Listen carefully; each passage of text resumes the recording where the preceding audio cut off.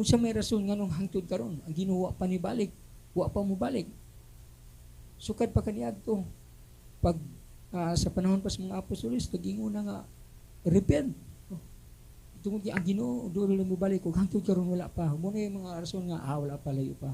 Hinumdumi mga igsoon. Dili kita ang naghawid sa panahon ni Puras. Hinumdumi ang Ginoo gugma siya. Ang rason nga nung wala pa siya mo balik hangtod karon. Tungkol gusto niya ang tanang mga tao maluwas. Gusto niya ang tanan tao makabaton ng kinabuhing dayon. Gusto sa Dios nga walay usa nga malaglag. Mo nang rason nga nung wala pa siya. Tungkol gusto niya ang tanan. Pero kung ang uban dili gid sila mo balik ngadto sa kamot sa tong Ginoo. Makasalig ka nga silutan gayud sila. Dili gid sila biyaan. Sa Exodus 34 verse 7 siya, dili pagkabiyaan sa Dios ang dili masilutan ang makasasala. So sa ato pa, silutan gid sila. Una ang Ginoo, doon na siya time frame, doon na siya panahon nga iyang kaugalingon nga mobalik gid siya tungod ang tao dili na gid makaya, dili gid sila. Ang uban busy na, no? Sa ilang panginabuhi, busy na sa pag-atiman silang kaugalingon. Ang uban grabe na. Dili na magpatuo, dili na yun. Unang panahon nga ang Dios mubalik siya. Silutan niya ang tanan nga mga makasasala. Ang tanan nga mga tao nga wala may response ngadto sa tawag ngadto sa Dios. Kita nga tao atong nasayran nga dili gid kita makaluwas sa atong kaugalingon. Ngano man tungod kay kita makasasala. Di na sa Santiago o sa James 2 verse 10. Kay ang naglapas bisan sa lamang kasugo sa balaod nakalapas sa tanan. Sa ato pa mga igsoon, bisan unsaon nato pagbuhat sa atong kaugalingon, musunod ta sa mga sugo, musunod ta sa mga balaod. Kung silang musipyat ta, silang musipyat ang usa ka buok ning sa dito tanan nakalapas ta. Ug inana ta mga igsoon.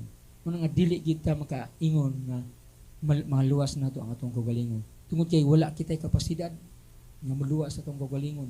Tungod kay kita nakinahanglan ug kaluwasan gikan sa Ginoo. Sa Isaiah 64 verse 6 dingon siya, sama kami sa taong sad-an ug ang among matarong nga buhat ingon lamang sa hugawng pahiran. Sa ato pa, bisan kung saon pa nimo pagbinuutan, bisan kung saon pa nimo pagsimba-simba, bisan kung saon pa nimo pagampo, kung ang imong pagkamatarong tawhanon nga pagkamatarong, mo nagingon sa Ginoo nga trapo lamang ngana sa iyang atubangan. Ang ubang mga tao ilang unahuna maluwa sila tungod silang binuhatan. Maluwas sila tungod kay nagbinuutan sila apan dili diay.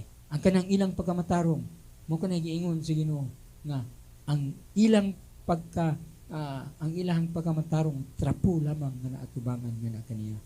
Sa ato pa ang atong pagkamatarong tawhanon nga pagkamatarong dili makaluwas kanato ang atong mga buhat. Ang isa gitawag siya og Diyos nun nga pagkamatarong. Ang Diyos nun nga pagkamatarong mo kutong iya nagikan sa Dios ngayang giplastar nga ni sa atong kasing-kasing. Ug makaingon kita nga na kaniya Ginoo ni ako tan-awa ko ang atong pagkamatarong, atong pagabuotan trapo lamang na kaniya. Kinahanglan mo pailalom kita nga na kaniya. Nganuman tungod kay ang Dios maoy naghimo og paagi para sa kaluwasan sa tao. Ang Dios mismo, dili kita ang naghimo. Siya mismo, saon sa nga pamaagi nga siya naghimo. Di na sa Romans 5:16 siya, kay sa panahon nga wala pa kita'y mahimo, sa ito pa kita, wala tayo mahimo.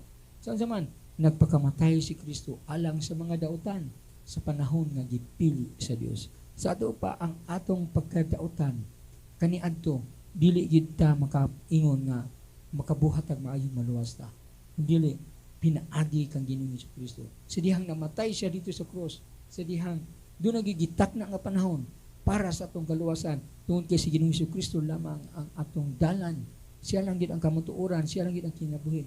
Makita makabaton ug makaangkon og kinabuhing walay katapusan. Ang Dios mo'y makaluwas gani kanato. Siya ang naghimo og paagi, dili kita, dili ako, dili si pastor, dili si father, bisan kinsa pa nang magtutulo, dili kundi ang Ginoo lamang. Si Ginoong Kristo, nagtao siya din sa kalibutan, nagpakatao siya, gilansang siya sa cross, pagkaikatulo, namatay siya, pagkaikatulo ka adlaw, nabanhaw siya. kana nagpamatuod nga ni kanato nga pinaagi nga na kaniya gud kay siya Dios, anak sa Dios, siya lamang ang naghimo og paagi aron kita mahimong dunay kaluwasan. Dunay panahon ug mao na ni panahon nga kita muduol ngadto kaniya aron ato siyang dawaton ingon nga ato nga personal nga magluluwas. Sa 1 Peter 1:18, kay nasayran ninyo nga ang gibayad aron pagluwas kaninyo gikan sa daotang pagkinabuhi nga inyong nasunod sa inyong mga katigulangan, dili ibutang nga kawad-an o bili sama sa salapi o bulawan ang kamatayon sa Ginoo dito sa cross. Ang dugo nga giagas dito, ang mga samad nga nasa iyang lawas nga iyang naangkon, dili kadto mapayran og salapi o bulawan. Tungod kay mao na kadto once and for all. Si Jesus gyud wala na lain. Karong panahon na dili nimo pili paliton ang kaluwasan. Dili nimo pili bayluan. Tungod kay walay makatupong, wala na lain nga makaluwas kanato gawa sa atong Ginoong Hesukristo. Mao na ang atong kaluwasan, ang pagluwas nga ni kanato gibayran na ta. Sa ito pa, ikaw ug ako gibayran na sa Ginoo. Gilukat na kita, gikan sa kangitngit padulong sa kahayag, gikan sa pagkadautan padulong sa pagkamatarong. Gibayran kita sa Ginoo. Umaw ka ng panahon na ang Diyos nun nga pagkamatarong maplastar nga ni sa itong kinabuhi. Makamatngon ta nga ang old nature na to, ang daan na to nga kinaiya, nasapawan na sa kinaiya sa Diyos mismo tungod sa iyang anak na si Ginoong Kristo. In 1 Peter 1:19, kay giluwas kamo sa bililong dugo ni Kristo, kinsa sama sa nating karnero walay buling o bansa. Ug mo na siya rason nganong ang Dios namatay dito sa cross tungod kanato, giluwas kita, pinaagi sa iyang bililong dugo. Dili imong dugo, dili ako, dili ni bisan kinsa, kundi kang Ginoong Hesukristo lamang. Nga diin gi kuan siya nga sama sa usa ka nating karnero nga walay buling o mansa. Wala siya sala. Wala siya. Pero tungod sa itong mga sala, didto gipahid kaniya, didto gidala niya, iyahang gipasan dito sa krus ang tanan natong mga sala, tanan kasakitan, tanan iyahan ang gidala dito sa krus. Nagpasalamat kita. Tungod kay gumikan adto sa Colossians chapter 2 verse 14 ingon siya, gipapas niya ang tanantang mga utang, lakip ang mga kasabutan bahin niini o giwagtang niya ang tanan pinaagi sa paglansang niini dito sa krus. Sa ato pa ang atong pasalamatan na pinaagi dito sa krus sa iyang kamatayon, pinaagi sa iyang hamili nga dugo, iyahan nang gipapas. Kumingon ta gipapas, it means gi-erase, giwala na. Sa ato pa dili na makitaan, dili na mabalik.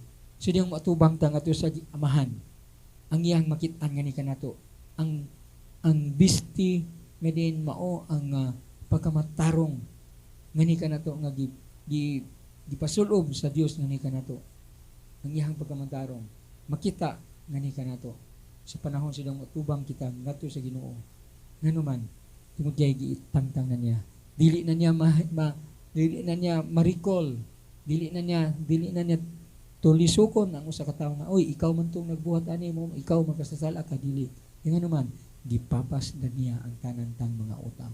Tanan kumingon ta gipapas, gi-erase, wala na, gikalimta na. Inana ka maayo, inana ka nindot.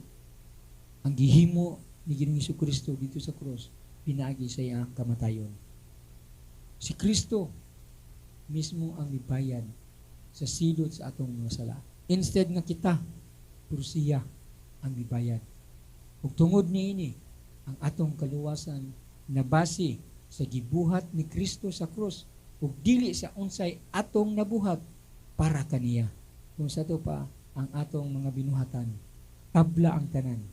Nganuman, tungod kay si Jesus ra gyud, si Ginoong Hesukristo ra gyud, mao ang naghimo og paagi aron kita maluwas.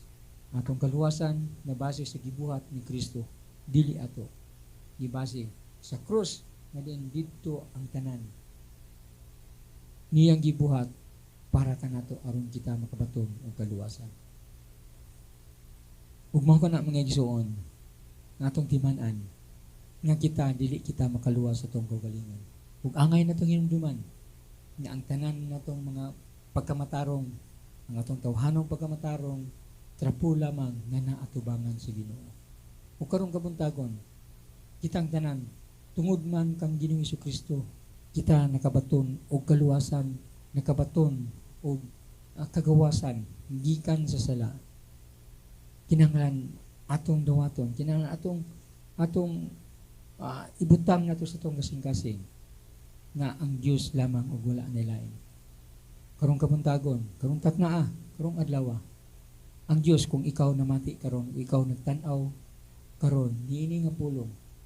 Nanginaot ko nga ang pulong sa Dios, ang upat sa kamatuoran, mahimo kana nimong imong sumbanan nga din makaingon ka Ginoo, dili day ko makaluwas sa kong kaugalingon, dili day ko makabuhat sa pinagi sa kong mayong buhat, malangit ko, maluwas ko, pinaagi ra gyud sa imong anak nga si Ginoong Jesucristo.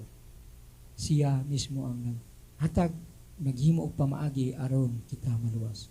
So karong kabuntagon, karong taknaa, akong gihangyo ang tanan nga nagtan-aw, naminaw o na sudong karong taknaa, silang mag-ampo ta tan-awa, susiha ang imong kaugalingon. Silang mag-ampo ko karon, pwede ka mo sabat, pwede ka himo nimo imong kaugalingon nimo nga Ginoo mao ni ang akong pagampo.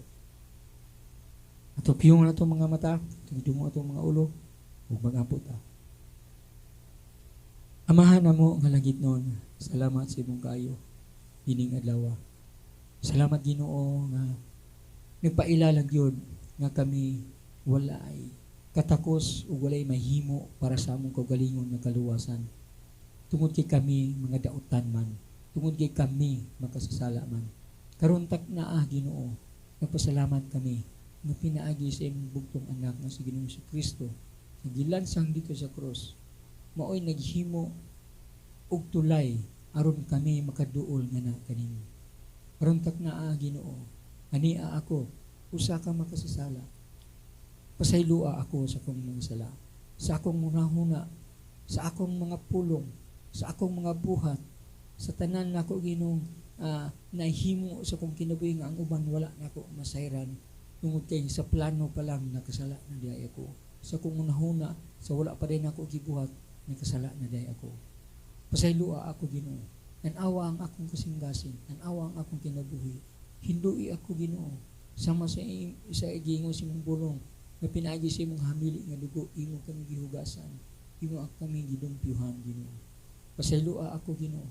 Dawaton ko ikaw karong takna, ingon nga akong personal nga mangluluwas ngani sa akong kinabuhi. Maghari ka Ginoo sa akong kinabuhi. Puna ako Ginoo. Tudloi ako, tabangi ako Ginoo. Samtang ako maglakaw, subay nga na sa imong dalan. Tungod niini Ginoo, mituo ako ug misaling nga na kanimo. Sidang ikaw Ginoo gilansang sa cross, gilubong, namatay ka sulod sa tulog adlaw, pagka tulog adlaw napanhaw ka Ginoo. Salamat Ginoo nga ako mituo, pinaagi ni adto, ako duna usab Ginoo. Pagkabanhaw uban nga na kanimo. Salamat kaayo Ginoo. Salamat Lord sa kapasayloan sa akong mga sala. Ug kining tanan Ginoo, ako itugyan nga na kanimo. Ako gining ipayaw nga na kanimo Ginoo. Sugod karon ikaw na Ginoo ang mo maghari sa akong kinabuhi. Kining tanan ako ibalik himaya og dungogan na kanimo. Tungod sa ngalan ni Ginoong Jesucristo nga among Dios. Amen. Thank you for watching Tatak Kristohanan channel. We would like to thank our following sponsors.